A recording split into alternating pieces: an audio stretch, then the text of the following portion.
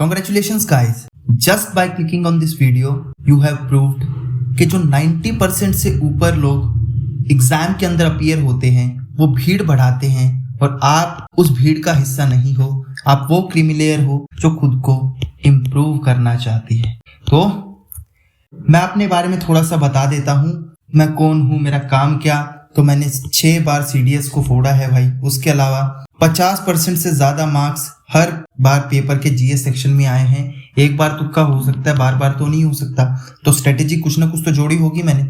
अब पिछले लगभग 6 साल से तो मैं डिफेंस जो स्पेक्ट्रम है उसके अंदर जो कैंडिडेट्स प्रिपरेशन कर रहे हैं डिफेंस एग्जाम्स के लिए उनको प्रिपेयर करा रहा हूँ। साथ ही साथ में चलो मैं आपसे किसी भी तरह की कोई पेंशन की डिमांड तो नहीं कर रहा यहाँ पे, बट ये बता देना चाहता हूँ कि इसके अलावा भी मैंने 24 डिफरेंट एग्जाम्स को क्वालिफाई किया है। खुशकिस्मती तो ये भी रही कि NCC का जो हाईएस्ट अवार्ड है रक्षा मंत्री पदक 2019-20 में, वो भी मुझे दिया गया था। अब इस वीडियो में मैं क्या ज्ञान झाड़ने वाला हूँ उसके कुछ सब टॉपिक्स है, जैसे कि मैं आपको ये बता दूंगा कि एक दिन में आपको कितनी पढ़ाई करने की जरूरत है साइंटिफिक डाटा के साथ ही साथ में कहाँ से आपको पढ़ने की जरूरत है, वो कौन कौन से सोर्सेज हैं। साथ में मैं अपने आप को कैसे महापुरुष सिद्ध कर दूं आपकी हेल्प करके, और क्या हेल्प कर सकता हूं मैं आपकी। इसके अलावा प्रैक्टिस अगर हमें करनी है तो मॉक्स और जो प्रैक्टिस क्वेश्चंस हैं वो कहाँ से करने हैं और उनसे क्या कुछ बेनिफिट होगा भी या नहीं, तो वो सारी चीजें हम लोग देखेंगे। अब एक सबसे बड़ा मिथ तो यही आ जाता है कि भाई जो सेल्फ स्टडी होती है ना उसका मतलब ही रिजेक्शन है। आज के टाइम में है ना कोचिंग अकेडमीज ने, कोचिंग इंस्टीट्यूशंस ने इतना बड़ा फोमो क्रिएट कर दिया है, fear of missing out. Her candidate को लगता है अगर मैं अपने फेवरेट टीचर या अपने गुरुजी से नहीं पढ़ूंगा तो मेरा तो सिलेक्शन ही नहीं होने वाला। कोचिंग हो या फिर सेल्फ स्टडी, दोनों में पढ़ाई आपको ही करनी है, मेहनत जोर आपको ही लगाना है। आप लोगों को शायद कई बार ये बताया गया होगा, आपको भी लगा होगा, में ये बोला जाता है ना कि मेरे पास एक दिव्य शक्ति है या फिर मेरे पास एक बूस्टर डोज है जो अगर आपको वो इंजेक्शन लगा दूंगा ना तो आप बन जाओगे जी रैम्बो, एक ही दिन में तैयार हो जाओगे और बोलोगे अब बताओ क्या करने का है अपन को। तो भाई वैसा तो कुछ नहीं होने वाला। एट द एंड एक ही चीज मैटर करती है, वो है persistent and continuous hard work. अब कोचिंग का मतलब क्या है? कोचिंग का मेन मोटिव एक ही रहता है कि भाई आपके काम को आसान करना। आपको जो मुश्किलात फेस होंगी खुद में प्रिपरेशन करने में, यानी सेल्फ के लेवल पे जो भी आपको प्रिपरेशन करनी है उसमें जो मुश्किलात होंगी, एनालिसिस के लेवल पे, PYQ को एनालाइज करने के लेवल पे, या किसी टॉपिक की लैंग्वेज को लेके, टॉपिक जो कि मुश्किल से समझ में आता है तो इसको आसान करके बताना है। लेकिन कोचिंग जो है वो बस आपको डायरेक्शन देता है कि भाई अगर आप खुद से प्रिपरेशन करोगे तो एक बार इधर टकराओगे, एक बार इधर टकराओगे, एक बार इधर टकराओगे, एक बार इधर टकराओगे, फिर फेल होकर सीधा चलना शुरू करोगे। तो ये इधर उधर टकराने का जो प्रोसेस है कोचिंग इसको मिनिमाइज कर देता है, इवन आपको इससे बचा लेता है और आपको एक स्ट्रेट डायरेक्शन में लेके चलता है। बस इतना ही है। मेहनत तो आपको ही करनी है। कोचिंग में जाओगे तब भी आपको ही याद करना पड़ेगा, रिवाइज करना पड़ेगा, अप्लाई करना पड़ेगा, और खुद से करोगे तब भी आपको ही करना पड़ेगा। तो आए करने से कुछ नहीं होगा भाई, जोर लगाना पड़ेगा और खुद से ही मेहनत मारनी पड़ेगी। तो क्या कोचिंग कोई रामबाण है? नहीं है भाई, खुद से भी किया जा सकता है। तो कैसे करना होगा उसके बारे में बात कर लेते हैं। बट वो देखने से पहले है ना, एक अच्छा शेड्यूल क्या हो सकता है जिसमें आपकी मेंटल पीस भी बनी रहे और साथ ही साथ में आपका पढ़ने का मोटिव भी बना रहे। आपको जो 24 घंटे का दिन है उसको 3 8-8 घंटे के स्लॉट में डिवाइड करना है। कहते हैं पहला सुख निरोगी काया और उसके बाद हाथ में आया। तो भाई हाथ में जो माया है वो तो चलो पता नहीं कब आएगी, लेकिन निरोगी काया तो ढंग से टाइम से सोने से ही पूरी होगी। संसार में कुछ भी हो जाए 8 घंटे की नींद तो पूरी लो। क्यों? क्योंकि जब आप सोते हो ना आपके ब्रेन्स में न्यूरोनल लेवल पे एक्टिविटी होती है और वो एक्टिविटी ब्रेन की जो थिंकिंग प्रोसेस है उसको एनहेंस करती है। तो साउंड स्लीप की बहुत रिक्वायरमेंट है। चैन की नींद होगी ना तो भाई जोर लगा पाओगे, अगले दिन अच्छे से टास्क कर पाओगे। उसके अलावा अगले जो 8 घंटे हैं, 8 घंटे आपको रखने हैं। कैसे डिवाइड करना है? 8 घंटे आपको मेहनत मारनी, जोर लगाना भाई। आपके बेसिकली CDS के अंदर 3 सब्जेक्ट होते हैं, GS होता है, मैथमेटिक्स होता है और इंग्लिश होता है। वैसे मैथमेटिक्स जो है वो ऑप्शनल बेसिस का सब्जेक्ट है। तो सबसे पहले इंग्लिश की बात करेंगे। इंग्लिश में डेली आपको 20 मिनट 8 घंटे में से आपको इन्वेस्ट करनी है इंग्लिश सेक्शन के ऊपर। वेयर एज जो मैथमेटिक्स वाला सेक्शन है यहाँ पे आपको एवरेज 1.5 से 2 घंटे as per your capabilities, calibre and available time. GS जो है उसके अंदर 1-1 घंटा इन्वेस्ट करना है 2 सब्जेक्ट के ऊपर। जैसे एक टेक्निकल सब्जेक्ट पढ़ो, एक नॉन टेक्निकल सब्जेक्ट पढ़ो। इसके बारे में आगे बताऊंगा, टेंशन मत लो। फिर 8 घंटे जो है वो अपना नित्य कार्य कर सकते हो आप, यानी कि डेली का काम जो है ना, नहाना हो गया, धोना हो गया भाई, और कोई स्कूल का काम हो गया, कॉलेज का कोई काम हो गया, आपकी हॉबी इंटरेस्ट को परस्यू करना हो गया। फिर देखो, पढ़ाई के पीछे इतना भी पागल नहीं होना है कि भाई अपना यारी दोस्ती और समाज को ही भूल जाओ।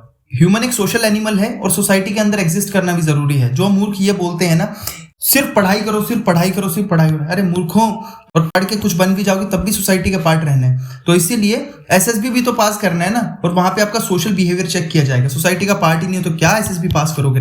तो ये याद रख लेना कि मित्र मंडली भी जरूरी है। दोस्तों से अच्छे दोस्त बनाना, दोस्तों के साथ में टाइम स्पेंड करना, और एट द एंड आपका कोई ना कोई एक कंस्ट्रक्टिव हॉबी या इंटरेस्ट होगा तब भी ज्यादा अच्छा हो सकता है। हॉबी आप बुक रीडिंग को भी रख सकते हो, कुकिंग को भी रख सकते हो, जो आपको रखना है वो रखी जा सकती है। अब एक एक सब्जेक्ट को लेके आपकी स्ट्रेटेजी क्या हो। सबसे पहले इंग्लिश की बात करेंगे। देखो, इंग्लिश के अंदर है ना लगभग 70% ऐसा पेपर आता है जो कि आपकी रीडिंग स्किल पे बेस्ड होता है। जैसे कि इंग्लिश के अंदर आपने देखा होगा 10 क्वेश्चन आते हैं आरसी से 10 क्वेश्चन आ जाएंगे। फिर आपने देखा होगा पैरा जंबल से कुछ सेक्शन आता है, सेंटेंस रीअरेंजमेंट से कुछ सेक्शन आता है, क्लोज टेस्ट से कुछ सेक्शन आता है, फिल इन द ब्लैंक से कुछ सेक्शन आता है। ठीक है, अगर आपको रीडिंग स्किल आपकी अच्छी है ना, तो एक चीज ध्यान में रखना, एक वो याद है ना कि भाई बोलने में और सुनने में अच्छा लग रहा है, फॉर्मूला नहीं पता, तो भाई बोलने और सुनने में जो अच्छा लगता है कैसे होगा? एक्वाजिशन ऑफ वर्ड एक साइकोलॉजी का कंसेप्ट होता है, आपको एक्वायर कराता है नए नए वर्ड्स, और रीडिंग से आपके नए नए वर्ड्स एक्वायर हो जाएंगे, नई नई फ्रेजेस एक्वायर हो जाएंगी, फिर आपको सोचना नहीं पड़ेगा। तो इसलिए रीडिंग मस्ट है। उस रीड किए हुए को आपको समराइज करना पड़ेगा। जैसे कि अब मान लो ये एक बुक है, डेल कार्नेगी मेरे फेवरेट राइटर है, बहुत सुंदर बुक है ये, एक बार लाइफ में जरूर पढ़ लेना। इस पूरी बुक को है ना कुछ चैप्टर्स में डिवाइड कर रखा है, और हर चैप्टर एक है ना आपको वैल्यू सिखाता है, नई आपकी लाइफ के अंदर एनरिचमेंट देता है। तो एक बात उस बुक के अंदर से आप पढ़ोगे, पढ़ने के बाद उसको क्या करना है? आपको लिखना है जी समरी, है ना, समरी कि मैंने क्या पढ़ा। तो उसमें क्या होगा, आपको लिखे हुए बहुत सारे को है ना, बहुत रायते को समेटना आ जाएगा आपको। तो ये रायता समेटना आपकी हेल्प कर देगा। क्यों? क्योंकि आपकी इंग्लिश भी एनहेंस हो रही है और रीडिंग के लेवल पे भी, यानी इंग्लिश का पेपर आपका रेडी हो जा रहा है। समरी लिख दोगे और यही सारी चीज जो क्वालिटीज यहां से सीखोगे और जो अच्छी लैंग्वेज इंग्लिश के ऊपर आप पकड़ बनेगी, वो आपके एसएसबी में भी काम आएगी। नहीं तो बेटा वहां से भगा देंगे, कुछ नहीं होने वाला, कुछ नहीं मिलने वाला। फिर आप ये भी बोलोगे कि भैया वो जो सेंटेंस के अंदर जो एरर होते हैं उसको फाइंड करने के लिए क्या करना है, या फिर जो कंसेप्चुअल डिटेल्स होती है वो कैसे कवर करनी है।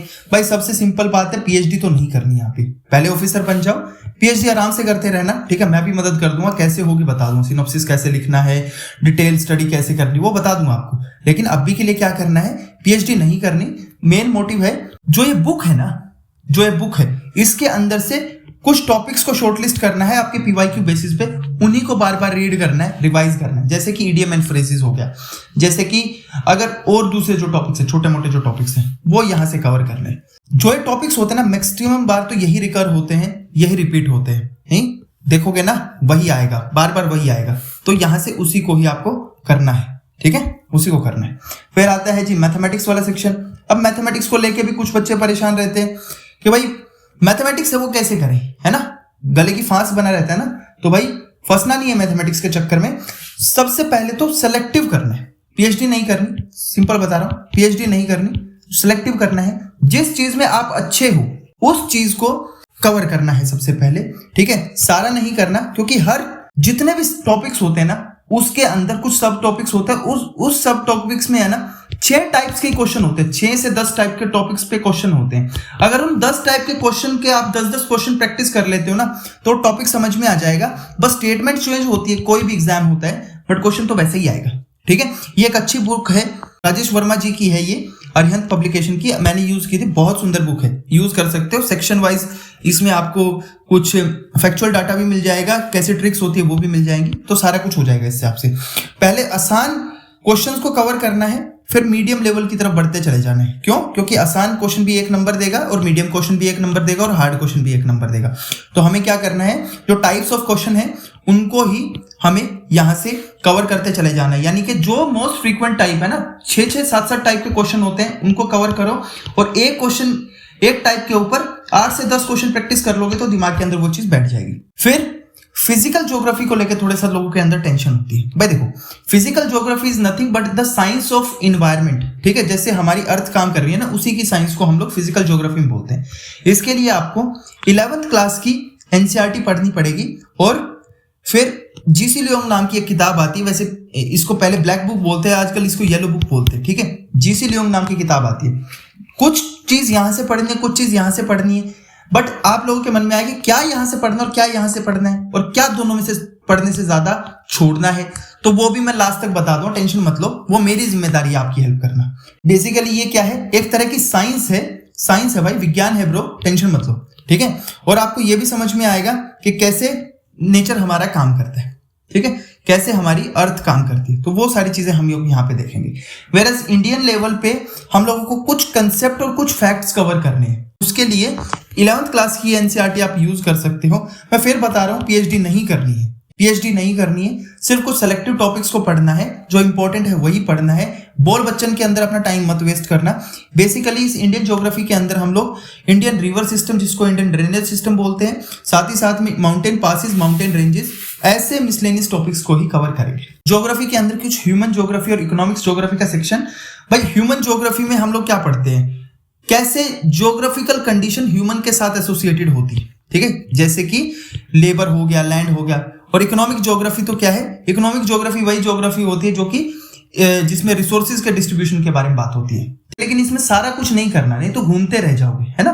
तो भाई कुछ सेलेक्टिव टॉपिक्स ही करने हैं, और ह्यूमन ज्योग्राफी के अंदर ही आता है ये जो हम लोगों ने पंचायत सीरीज में देखा था कि 2 बच्चे मिठी के बाकी सब बवासीर, तो भाई ये कहाँ पे आएगा, सिर्फ इसी सेक्शन के अंदर आता है, ह्यूमन ज्योग्राफी के अंदर ही आता है। फिर आता है पॉलिटी और कॉन्स्टिट्यूशन। फिर बता रहा हूं, थोड़ा पढ़ो, आगे बढ़ो, ज्यादा ज्ञान देने की जरूरत नहीं है। भाई देखो, ये 1200 से 1400 पेज की एक बुक है लक्ष्मीकांत। सब लोग बोलते हैं लक्ष्मीकांत पढ़ो, बट इस पर क्लियरली लिखा हुआ है for civil services and other state examinations. भाई मेंस लिखने के लिए इस बुक को लिखा गया है, मेंस एग्जाम के लिए इस बुक को लिखा गया है। यानी कि 1200 पेजों में से है ना, अगर मार पीट के मैं बताऊं कि तो 150 पेजों से ज्यादा हमारे पास मसाला है ही नहीं कि जिसको हमें याद करना चाहिए। तो ये 150 पेजेस कैसे कवर करने हैं, ये भी टेंशन मत लो, ये भी आगे बताऊंगा। ये भी मेरी जिम्मेदारी है कि कैसे आपको कवर करने हैं। उसके अलावा कुछ ऐसे टॉपिक्स हैं, जैसे कि अगर आप सीडीएस को प्रिपेयर कर रहे हैं तो सीएपीएफ के लिए भी पक्का टारगेट कर रहे होंगे।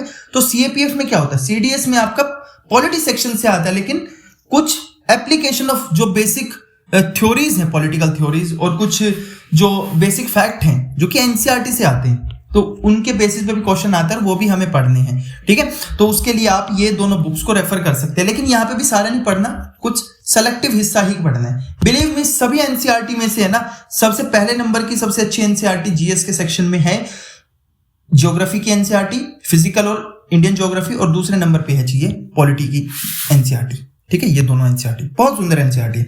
इसमें हम लोग ये पढ़ेंगे कि इमरजेंसी के केस में कैसे जो आर्टिकल 20 और 21 है नहीं हटाया जाता, कैसे हम लोग देखेंगे 358 और 359 आर्टिकल क्या है, ठीक है। 359 आर्टिकल क्या है, 3 टाइप ऑफ इमरजेंसी कैसे होती है, हिस्टोरिकली क्या इंपैक्ट है, सारी बड़ी बड़ी चीज देखेंगे, कैसे हमारा कॉन्स्टिट्यूशन काम करता है, वो सारा इसके अंदर आता है। पर टेंशन मतलब लक्ष्मीकांत पूरी नहीं पढ़नी, क्योंकि इसको देख के है ना पसीने छूट जाते हैं, भाई पूरी किताब पढ़े कैसे, है ना।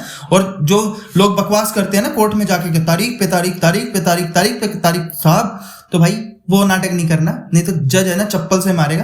तो क्या करना है, कैसे हमारा कॉन्स्टिट्यूशन के अंदर कोर्ट सिस्टम भी काम करता है, वो भी हम लोगों को यहीं पे पढ़ना है लक्ष्मीकांत के अंदर, ठीक है। बट इसकी टेंशन मत लो, ये भी मैं कराऊंगा, ये भी मेरी जिम्मेदारी है। फिर आता है ancient Indian history. Ancient Indian history यानी कि अपने अतीत को पढ़ना है हम लोगों को। अब इसमें देखो, बहुत लोग डंका बजाते रहते हैं कि भाई ओल्ड एनसीईआरटी ही पढ़ो, वहीं पे सारा का सारा सिलेक्शन जमा हुआ है, भाई उसके बिना कुछ नहीं हो सकता तुम्हारा। कुछ लोग डंका बजाते हैं न्यू एनसीईआरटी पढ़ो। देखो ओल्ड एनसीईआरटी जो है ना, उसी की समरी है जी लूसेंट के अंदर। लूसेंट के अंदर, ये लूसेंट की किताब काफी अच्छी है, इसको आप पढ़ सकते हो। और ये थीम्स के अंदर कुछ इंपॉर्टेंट फैक्ट्स है, ये आपको पढ़ने पड़ेंगे। बट इनमें भी है ना पूरा नहीं पढ़ना, कुछ सेलेक्टिव ही करना है, सेलेक्टिव ही करना है। और सेलेक्टिव क्या करना है, उसमें रेफरेंस बनवाए पीवाईक्यूज का। जो टॉपिक्स पीवाईक्यूज में बार बार रिपीट हो रहे हैं, उन्हीं दोनों को यहां से और यहां से पढ़ो। सारा मत पढ़ो, बिल्कुल भी मत पढ़ना, नहीं तो घूमते रह जाओगे, ठीक है, नॉर्थ घूम हो जाएगा। लेकिन इसमें भी टेंशन मत लो, इसमें भी मैं आपकी हेल्प कर दूंगा। किसी भी तरह का कोई मायाजाल नहीं है, टेंशन मत लो। यहां से बहुत ही मस्त क्वेश्चन आते हैं, इजी क्वेश्चन आते हैं, ठीक है, और इसको कोई नहीं करता। अगर आपने यहाँ से 2 क्वेश्चन भी सही कर दिए ना तो आप बाकी सब लोगों से आगे हो जाओगे। फिर आता है जी मेडिवल हिस्ट्री। जो टर्म्स होती हैं वो आपको लूसेंट में मिल जाएंगी, फैक्चुअल डाटा लूसेंट में मिल जाएगा, और जो आर्ग्यूमेंट्स है, एनालिसिस है, वो आपको मिल जाएगा थीम्स वाले सेक्शन में। तो इसके भी कुछ सेलेक्टिव पोर्शन ही कवर करने हैं और उसको बेस बनाना है जी PYQs का। टेंशन मत लो, इसमें भी मैं आपकी हेल्प कर दूंगा, ठीक है, इसकी भी जिम्मेदारी मैं लेता हूं। तो ऊपर वाले ने जो है ना सब याद दिला देगा ऊपर वाला, अगर आपने इस ढंग से इन चीजों को पढ़ लिया एग्जाम के अंदर। फिर आता है जी मॉडर्न हिस्ट्री। आपको पढ़ना है जी हमारे कैसे हम लोगों को फ्रीडम मिली। फैक्चुअल डाटा आपको कवर कर लेना है लूसेंट से, अच्छी बुक है, एक ही बुक से आपका सारी चीज कवर हो जाएंगी। और दूसरा है जो आर्ग्यूमेंट्स हैं, जो कि एनालिसिस है, जो कि अच्छे अच्छे पॉइंट्स है, की पॉइंट्स, तो वो सारे के सारे कवर कर रहे हैं हमें पार्ट 3 से थीम्स के। 12th क्लास के पार्ट 3 है थीम्स का, ये इससे कवर हो जाएंगे। यानी कि एक एंशिएंट के लिए है, एक मेडिवल के लिए है और एक मॉडर्न के लिए है। पर टेंशन मत लो, इन दोनों में भी मैं आपकी हेल्प कर दूंगा। अब कैसे करूंगा वो भी बताता हूं थोड़ी देर में, ठीक है। फिर आता है जी art and culture. Art and culture, देखो आर्ट एंड कल्चर में ये बता रखा है कि हमारे पूर्वज कितने महान हैं, उन्होंने क्या चीजें बनाई, क्योंकि हर बिल्डिंग है ना अपने आप में एक इतिहास को कैरी करती है और वो इतिहास आने वाली जनरेशन को मोटिवेट करता है। तो हम लोगों को इंडियन आर्ट के पार्ट 1 को, पार्ट 2 को और कुछ सेक्शन जो इंपॉर्टेंट है, बेसिक सेक्शन है, वो लूसेंट से कवर करने हैं। बट इन तीनों में से सारा कुछ कवर नहीं करना, थोड़ा थोड़ा हिस्सा कवर करना है, सेलेक्टिव हिस्सा कवर करना है। खुद से करना चाहते हो तो PYQ से कर लेना, नहीं तो मैं आपकी हेल्प करता हूं, टेंशन मत लो, 10 मिनट में बता रहा हूं अभी होगा क्या।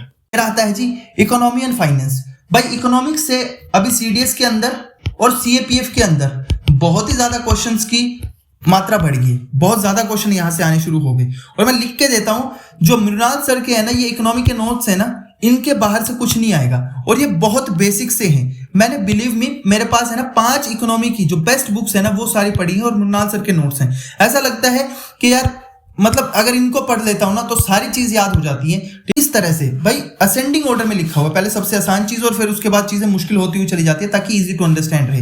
लेकिन इसके अंदर सारा कुछ नहीं पढ़ना, ये सिविल सर्विसेज के मोटिव से लिखा हुआ है।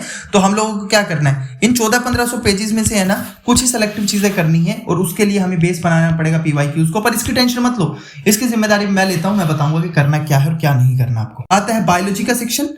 बायोलॉजी का, अब आपने गाना तो सुना होगा, बीड़ी जलाई ले जिगर से पिया, जिगर में बड़ी आग है। लेकिन अगर जिगर से बीड़ी जलाई तो क्या होगा, ये हम लोगों को पढ़ना है जी बायोलॉजी में। और बायोलॉजी में भी कहां पे, 9th एंड 10th की NCERT में ये चीजें पता होनी चाहिए।